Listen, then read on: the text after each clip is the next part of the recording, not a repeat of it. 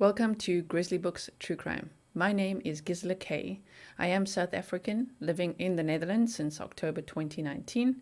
I'm married, I have one cat and one hamster, and I love all things true crime. Many of you have asked why, and I think it's because I have significant trauma in my background. And so since a kid, I've always been very investigative and developed a lot of empathy for people.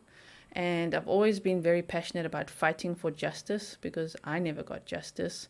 And because I really wanted to understand why and how people can do such things to other people. So studying depraved minds, while it's quite morbid, has always been of interest to me to try to understand and go back and dissect where that all started. I'm a true crime author, so I've done that as well in my books. If you want to check out my books, the link is in the description box below, grizzly-books.com. I also have a wide range of true crime merch for you guys, as well as I do some true crime art too, watercolor paintings. True crime has always been something I've enjoyed. I wanted to be a police officer. My biological father was actually a police officer, a lieutenant colonel in South Africa. I only knew him between the age of 5 and 11. And I have no contact with him now. Again, red flag for the significant trauma in my life. That could be a whole nother channel, just like a trauma channel. But obviously that's not appropriate to spill the trauma online. I'm not going to do that. But just in case you wonder, why am I like this? Why do I like true crime? Why do I investigate so deeply, immerse myself? How do I have this much stamina to do this type of content? And why do maybe I see things sometimes that's not so commonly looked at? Well, because I've tried to understand the types of people that commit crime my entire life. So before I became a true crime author, I've always been a writer. I actually started off as a poet, believe it or not. Some of my poetry is actually, it's in my true crime books. I did true crime poetry as well in the books. But before that, for 9 years of my life, I was an airline pilot at South African Airways. And that just really added to my trauma because it is an extremely difficult environment to be in as a female, number one, but especially a female that comes from a certain type of trauma to then be in that environment. So that is why I'm not a pilot anymore. I kind of cracked, because if you've already come into a situation with a lot of certain type of trauma and you keep re-experiencing that, it's absolutely devastating for your mental health. So I also deeply understand topics relating to mental health, which is also an element that I bring onto this channel based on my own experience with a whole lot of things: anxiety, depression, and trauma disorders, of which I have a very complex trauma disorder, which I'm not going to just blab out now, but I have said it before in a previous video. So I know that some of you had questions a little bit about me. I thought this would be a great intro and trailer for my channel, just so that you know who you're dealing with and why I'm here.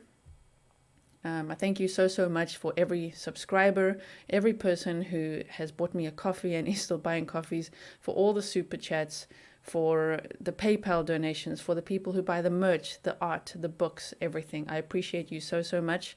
I have never had this much support in my entire life. I've always felt quite alone in my mission, you know, of everything I've just spoken about, things that are important to me. I felt very isolated in it and alone in it, and now I feel so supported. So I appreciate you so much. I've also always felt like I've been swimming upstream, you know, when I work at this intensity and this hard with very little reward. So I must say that now being here on YouTube, which was a fear of mine, being on camera, I've had to overcome tremendous anxiety to be on camera. Maybe I want to say more than just ordinary anxiety, just because there is some trauma from my past based on video cameras and interacting on camera and things like that, clearly from the way that I then sometimes would dissociate or just not be able to function. Where did this all start? I had an interview on Police Off the Cuff. So if you go and look at their channel, they're part of my recommended channels. Go and have a look at my first interview there. I had to overcome so much to do that interview. And once I'd conquered it, I was like, you know what? I think I'm going to do this. I think I can do this. And I think I'm going to start my own channel. And now the rest is history. It's been a very exciting time. I cannot tell you how appreciative I am of the support. I'm completely overwhelmed with your love and support and encouragement. And even for people who try to throw shade at me and say, you're a terrible detective. All I hear is detective. So thank you so much. I will keep bringing my inquiring mind to the table. I will keep on thinking out loud with you guys. And I will do my best to do my part in providing any information to law enforcement, to the FBI, and just trying with any case that we study, even if it was an older case, to just look at it from every angle if we possibly can. Something I'm very used to doing. And of course, for those of you who now know, I've pretty much set the standard of how I roll. I'm very intense. I make a lot of content. This is my full-time thing. I do live in a country where I don't speak the language, so no, I don't have an ordinary job. I haven't had an ordinary job for a while, also because of my mental health, but this is a very healthy place for me to be, and I really, really appreciate it.